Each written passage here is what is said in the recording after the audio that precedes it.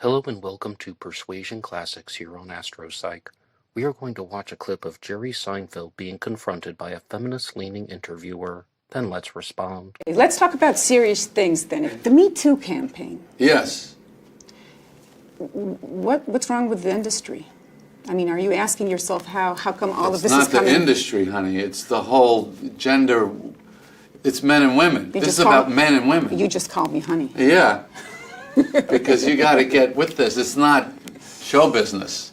This is global. Did you see any of it? Because everyone's saying it was all around and everyone knew about it, but then Well, which show? Who are we talking about? just things that were going on around in studios and No, networks. honestly, I've never seen, and during the years when I worked on my show, and even in the nightclubs, I mean, a lot of the comedians, there was a lot of activity, let's call it, frivolity, comedians and waitresses and everybody. I mean, men and women, chase after each other, right? Right? Yes. Yes, they do. Now, I've never seen it done in a way that was that I thought that's not right. So you're what surprised, that guy's doing. So you're surprised with all this Me Too campaign and things that are coming out now? No, I'm not surprised. But you asked me if I had seen it. Okay. So I haven't. One of them is also actually your friend or someone you worked with, Louis C.K. Mm-hmm. That's terrible. I mean, these behaviors themselves don't even make sense sexually. It's like, I don't even understand why they would do that. And is it something that would cause you not to listen to him anymore, not to listen to his material, think it's right that they took him off Well, he air? stopped. He stopped working. The problem for him will be no one will ever look at him without thinking about that. And he knows that. I don't understand the syndrome. I've always thought that this short interview clip embodies so many strong persuasion tactics. In under 3 minutes, the reporter tried numerous times to trap Jerry Seinfeld into saying damaging things, but every time he was able to shut her down.